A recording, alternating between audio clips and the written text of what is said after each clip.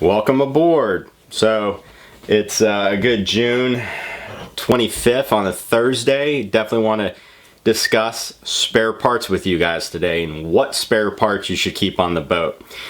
Here's a Bahamas update. The Bahamas just opened up about 10 days ago. If you get your COVID-19 test within 10 days, you can get to go to the Bahamas. I didn't read all about it, but my Bahamas run is going to be next summer.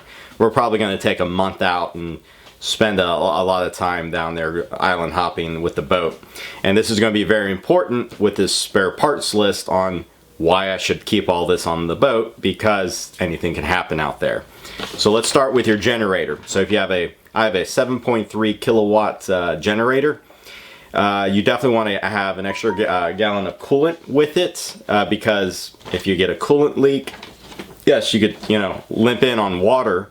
But if you're out there in the Bahamas and you want to stay out there in the Bahamas, definitely have some generator coolant. And it's a different coolant than your engine coolant. And I had to special order this because the older gen sets have different color coolant. So I actually had to research where to get that coolant from. Mine I got from Granger.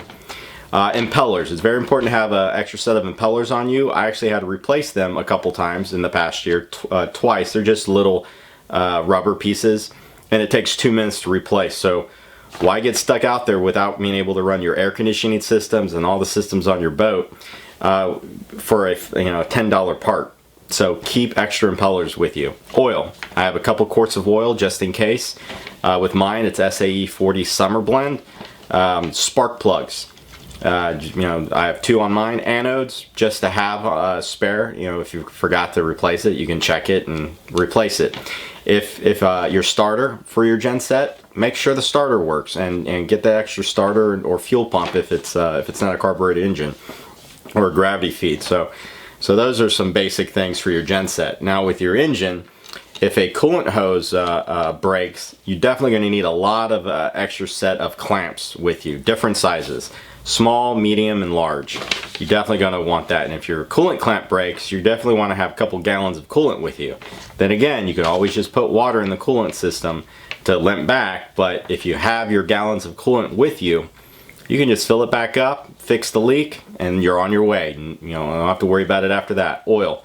I have about 3-4 quarts of oil on my boat at all times for the engine, and about 2 quarts just for the generator, just to have. It's just one of those things I do.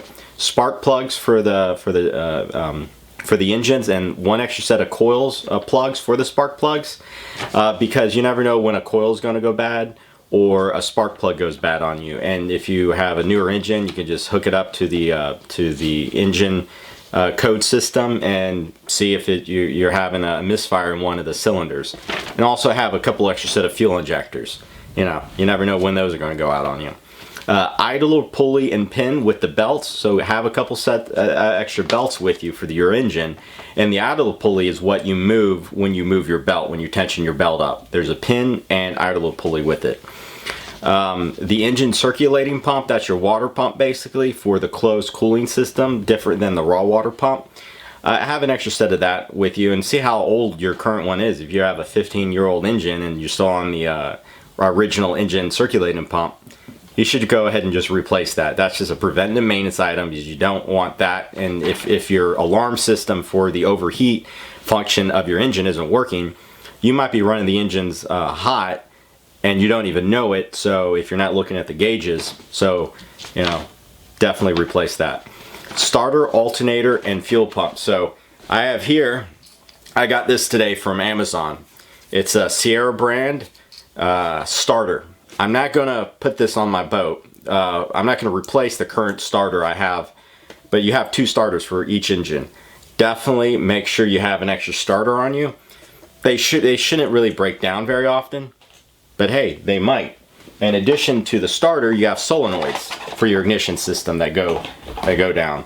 And this is just a basic solenoid. So I'm going to include this with my spare part list. I'm going to take it to the boat with me because if this goes out, you won't be able to even crank up your starter. So that's very important. Alright, anodes. My heat exchanger doesn't have any anodes on them because they're grounded to the with the green wires down to the zinc that goes in the back of the boat. Most heat exchangers or aftermarket heat exchangers have anodes. Make sure you replace those and have a couple spare on you at all times. just, you know, just in case. Impellers, yeah, so every year I replace my impellers on a preventive maintenance cycle, and if they're still good, and every one of mine's been still good, so I just keep those as my spares. So no need to have a bunch of them. I actually have 4 spare impellers because there's 2 on the boat already. I took my old 2 ones out and I put 2 brand new ones in here, so I'll just keep throwing a couple out every now and again when I get too many of them. Your transmission, make sure you have transmission, and transmission oil typically is going to be your regular automotive transmission oil. It is for mine at least, so have a couple quarts on hand for that. For everything else, yeah, key switch. They're only 40 bucks for a decent key switch. Definitely have a key switch on hand because you never know when your key switch is actually going to go bad. Bilge pumps. Have a couple spare bilge pumps on you. I prefer like 2,000 gallons per hour bilge pumps. I have a couple of those on board, so those are good. All your fuses, from your electrical equipment in your boat to your engine, to just everything you can imagine. And let's see if I can bring it up here. Well, I don't have that up right now, but your battery charger, for instance, that has a fuse in it. Those are regular automotive fuses basically, and there's going to be a lot of different sizes, types, and amp ratings. Have a huge container just of all spare fuses. You will thank me later on when a fuse blows and you're like, well, I'm screwed on the water because I can't start my stuff. Your tools, you want an extra set of wrenches, a socket set, just your basic tools that you have at your house. Get an extra set for the boat. Your electrical wires, an assortment of all that, and your multimeter. You're definitely going to use your multimeter a lot to see exactly what's going on with your electrical system. So that's basically it for like over the past year. What I recommend your spare parts list is. So let's go ahead and look up my pearls of wisdom quotes, and let me go bring that up and get right back with you. So my pearls of wisdom today is basically, when life looks like it's falling apart, it may just be falling in place, both in your personal life and with boating, for instance, because this is a good topic for that statement. Things might be just falling apart on your boat with you, but it just might be that everything is falling into place to actually tell you to fix everything. You know, your lady boat is basically saying, hey, you got to give me some attention here, because if you don't, I'm going to explode on you. So definitely definitely like in a personal relationship, you gotta keep things going, preventive maintenance, you know, take her out every now and again, have a good time. So I'm going to leave you with that. We're definitely going to take out the boat on Sunday. It's going to be a great time. Probably go out to the fort. I'm going to take a couple of different videos, show you how to leave a dock. That's going to be kind of fun, and how to park a boat back to the dock. And don't freak out. So if you like these videos, like and subscribe, and as always, stay safe.